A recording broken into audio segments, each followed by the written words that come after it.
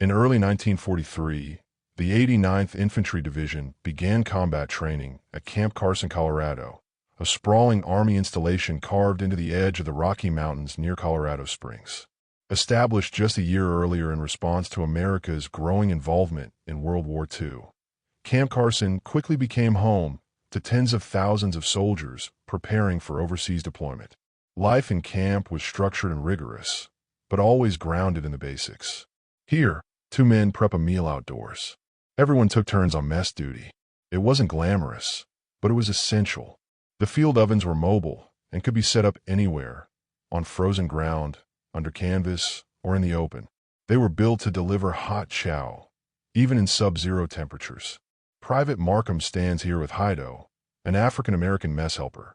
Though often assigned to segregated support roles, Black Americans like Hydo played vital roles across the Army, keeping units like the 89th fed and functional. Meals in the field were taken wherever there was space. Snow on the ground didn't matter. These were lessons in endurance, preparation for the mud and cold of future campaigns. This candid photo captures a common moment. Eating fast, eyes scanning the horizon.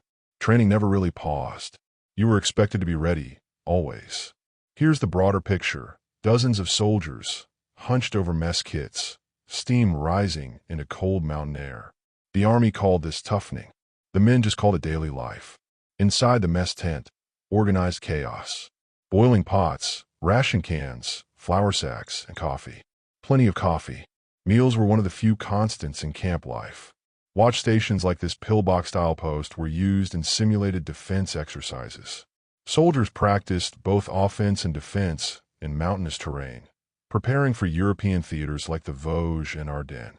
Privates Roggenbuck and Ziegenbern are pictured here in a shallow defensive position. Foxholes were standard issue, dug with entrenching tools, reinforced with whatever could be found. Ziegenbern, Davis, and Resar, representative of thousands of young men, mostly in their teens and early 20s, plucked from every corner of the country, now united by uniform. This unidentified soldier rests in a field, perhaps during a break in maneuvers. Camp Carson spanned over 60,000 acres, ample room to train, but also a few quiet spots for reflection. The first sergeant and mess sergeant formed the backbone of company life. Between them, they managed rations, logistics, discipline, and morale. Their authority was absolute and usually respected. Still, even the senior men found ways to unwind. This shot shows the mess sergeant with a slingshot, likely used to keep birds or squirrels away from the food, though it could have just as easily been for sport. Snow drills among the pines became routine.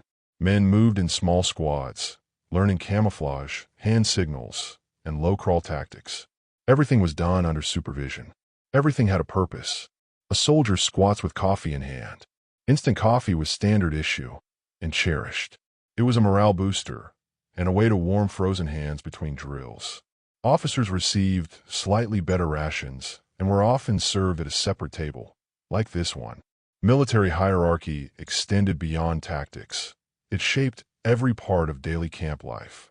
Our unknown subject appears again, this time in full dress uniform, standing before his barracks. This may have been inspection day, or perhaps a portrait to send home. These were the men America sent to war. The 89th Infantry Division, known as the Rolling W, would go on to sea combat in Europe beginning in early 1945, including the crossing of the Rhine and the liberation of concentration camps in Ohrdruf. But before that, they were here, training in the Colorado wilderness, eating in the snow, building foxholes in frozen ground, and preparing for something they couldn't fully imagine. These photographs preserve a rare, unposed view of Army life in 1943. Not battles, but the preparation for them, the cold mornings, the discipline, the friendships, and the long wait before deployment. Camp Carson is now Fort Carson, still active. But for these men, the mountain was their crucible, and their story, frozen in a few black and white frames, still speaks.